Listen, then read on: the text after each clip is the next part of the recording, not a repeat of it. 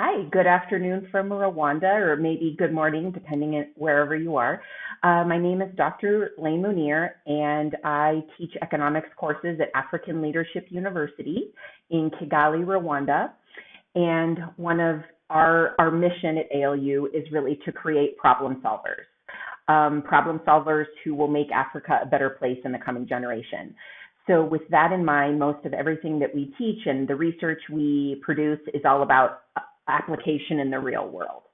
And one of the great benefits of working at a younger university is that whenever you have a novel idea, it gets entertained. And so this course that I taught for the first time this past spring is an example of an innovative idea that was put into action, and it was a wild success.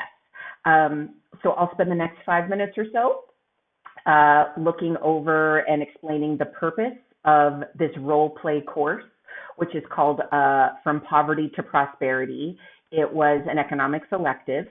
And then because the 15-minute time frame doesn't allow for us to go into breakout rooms or for me to do a flash version of the course as if you were a student, I'll just spend 10 minutes giving you an overview of how we met twice a week, and once a week was an interactive role play simulation. So I'll give you a 10-minute overview of how our Friday interactive sessions looked when we met on Zoom.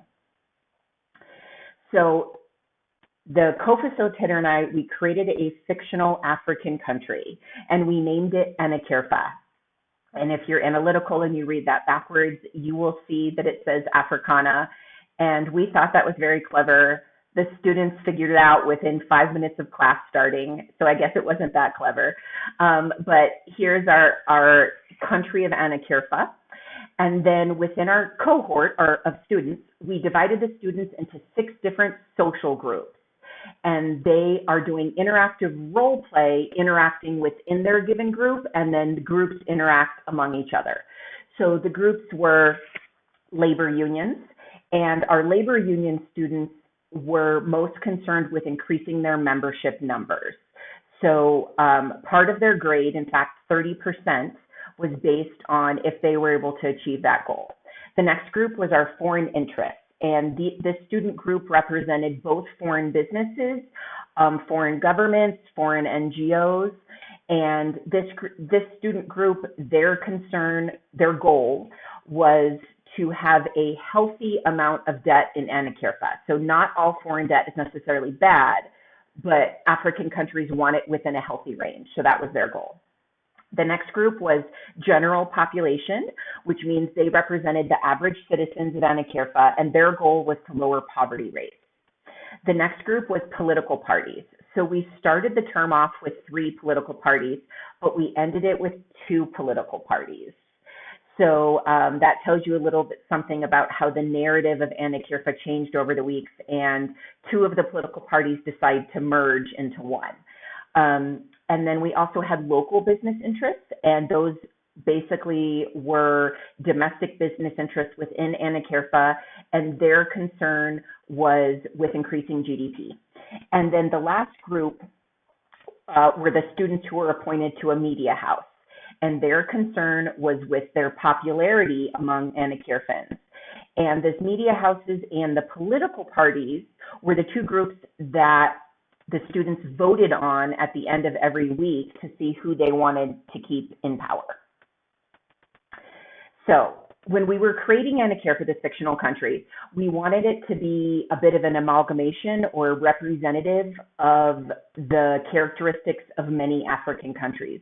But we were also careful, we also don't want to essentialize the African economic experience either, right? So we came up with these characteristics that are not uncommon across Africa, but we were really careful about showing that Africa is not a monolith, but here are some patterns that we see. So our fictional country, Anakirfa, is a member of the AU. We made it a landlocked country with 4 neighbors to show the way that being landlocked affects a country's economy. It had a population-dense capital city, which also, if you read backwards, you will see spells hopeful. And we gave Anakirfa a colonial past. It had been occupied and ruled by France until 1968. Then it had a series of unstable dictatorships until the end of the Cold War in 1989 when it transitioned to a democracy. And we also made Anakerfa a population dense country, small population dense, with a very low average age, which is true for many African countries. And, we're teaching in Rwanda, and Rwanda has an average age, I believe, of 19. So it's a youthful country.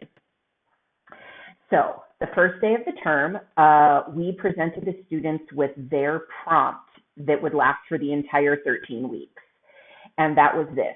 Anakerfa suffered a cyclone. It was the middle of reconstructing when the COVID-19 pandemic hit. So now it's dealing with a multitude of intersectional political and social challenges. So the prompt was, what is the best economic approach or approaches to achieving prosperity for all Anakerfan citizens under these challenging conditions? And I think the timing of this course really couldn't have been better, because the students were talking about COVID in their home countries on a regular basis anyway. So this course ended up being really like a platform for them brainstorming how their own countries can deal with the COVID pandemic and how their countries can navigate this inherent tension between lockdown and social distancing and doing what's best for public health, but also trying to maintain economic activity that doesn't increase poverty rates. So it's a really difficult decision for countries to have to make, and that's what the students navigated for this term. And to give you a sense, so every week was a different theme in political economy, a different theory, a different challenge that African countries face. And on Monday was the lecture of that theme, and then Friday was the interactive simulation in which students had to problem solve based on that theme in Anakerfa. So for example, we would give, after the Monday's thematic lecture, we would give a sample scenario at the beginning of class on Friday, and this was the problem that they had to collectively solve. Some of the scenarios we introduced were a COVID lockdown, which led to rising poverty rates. Anakerfa experienced a refugee crisis from refugees from the neighboring fictional country crossing the border. Anakerfa experienced a revelation of police brutality that came out in the media. In the narrative, there was also introduced a scenario having to do with media censorship and how did the students want to react to not being able to have open channels of communication. There was an attempted coup in response to that censorship. For at least 2 weeks, we talked about land management and natural resource management, which included some discussion of the resource curse and what do resources mean for African economies. And then we also dealt with the issue of brain drain, which is Anakerfans, graduates leaving Anakerfa and not coming back. And so the column on the right is very fascinating. It is how the students reacted to the problems introduced on the left. So on our Friday voting, we voted using a Zoom poll. Their reactions varied wildly. Some of them were very constructive, like they wanted to implement a universal basic income or expand the number of vocational training centers. But sometimes the students, their voting was very much in their own self-interest, in the interest of their own social group that had been assigned to them and not in the best interest of Anakerfa. And so sometimes the students voted to keep in power a political party that hadn't done well by the people living below the poverty line. So it was this fascinating natural experiment for any political scientists on the call. So this slide here is an example of one of the slides that we had every Friday during our interactive simulation. So these arrows going up, down, or staying the same, the students would vote the prior week on what policy they wanted to implement or what political power they wanted to keep. And then based on dominant or common economic theories or political theories or what we know about the social sciences in Africa, the co-facilitator and I would come up with this indicator score. And the numbers are somewhat invented, but we know based on current theory that under these circumstances, GDP would probably go up. we know based on research that under these conditions, poverty would probably go down. So that's how we decided if things would go up, down, or stay the same based on the way the students voted. And this was a great slide because the students would ask, why would our policy last week make literacy rates go up? And then we can explain when you, for example, on this slide, the students had voted to build a dam. Well, when you increase employment, chances are students are going to be able to stay in school longer. So therefore, literacy rate would go up. So then we used logical thinking and theories and case studies to explain why these changes were what they were. And then the students got to link theory to actual outcomes in Anakerfa. So this might seem a little abstract. So this slide shows you our schedule for every Friday when we did the interactive part of the course. And our Friday meetings were 90 minutes. So this took up pretty much exactly 90 minutes every week. And we would start by the facilitators presenting those indicator outcomes from the previous slide, and then the problem that needed to be solved that day. And then the students would go into their breakout rooms, among domestic business interests or their political parties or labor unions or whatever it is. Then they would come back and they would make public statements on how they felt this new problem needed to be solved. And then this is where it gets exciting. Then we created these fictional locations that we named the Zoom rooms, locations around Anakerfa. And then students could jump on their own and decide which room they wanted to go in for what we called the wheeling and dealing section of class. They were politicking, and they were welcome to give a public speech, or they were welcome to have secret conversations with business interests. And the students were allowed to have private chats. They were allowed to send emails to each other and WhatsApp messages to each other. So we really wanted to encourage all forms of communication because we felt that that's the most realistic way of how things get done in government and in society at large. And then towards the end of the class, the newsrooms, they could create their own narrative. They could do a press release to try to spin a narrative that was in their media house's best interest. And at the end, the students voted for A, the political party they wanted to have in power the next week, and B, which media house they liked the most. And then that media house got to talk more often than the other media houses. So it was also about media controlling the narrative, which we also thought was realistic. So in sum, I think the biggest challenge for this course when we initially designed it was how do we assess student progress and how do we assess student outcomes and learning outcomes.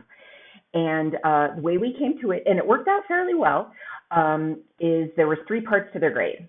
The first part was the indicator outcomes. So that slide with all the arrows on it, students were given a score of 3, 4, or 5 on a scale of 1 to 5, based on if their group benefited from the outcome of the vote the week before. So the indicator outcomes was interesting because students had an incentive to make sure their group prospered, even at the expense of all of Anakerfa, because it impacted their grade. And the way we explained it to students is that grades here are representative of how many people in society view their own money, their own property, their own political power, and they're loath to give those things up, even if it's for the greater good. And that was really revelatory for the students because they said they were surprised at the frequency with which they voted to ensure they would have a good indicator outcome, even when it wasn't in Anakerfa's best interest. And when they started off the course, they were very ideologically driven, and it seemed clear to them that they would all work together and Anakerfa would prosper. And as time went on, that's not what happened. So it was very revealing about competing incentives in the class and in society at large. The second part of their grade was based on weekly rationales. So every week, the students had to write a half-page explanation of why they behaved the way they did, why they think other interests behaved the way they did, and what they thought the conditions were in Anakerfa. So they had to explain themselves, both what they did and why they didn't do it. So we were trying to have them analyze their own behaviors and the behaviors of others to see how it interacted and give us a cogent explanation for that. And then the final summative, the first two were formative. The final summative was a white paper recommending an economic policy or policies to help Anna Kerfa move from poverty to prosperity. So that was a classic economic white paper for their final exam. So I just put a few quotes from some of the students, and we had really great feedback. We were surprised at how emotionally invested the students got in Anna Kerfa's outcomes, which means they cared and they were engaged and they paid attention, right? And most of the students, I think the common thread was they were shocked at how often people maintained the status quo and how frequently their classmates were risk averse in their voting and decision making. And of course, that mirrors what we know about how people behave in society. I mean, voters are risk averse and investors are risk averse and employees are risk averse. So I think this course did an excellent job of having students navigate macro level political and economic conditions on the micro level in this course with their classmates. So very successful, absolutely will teach this course again, can't recommend it enough.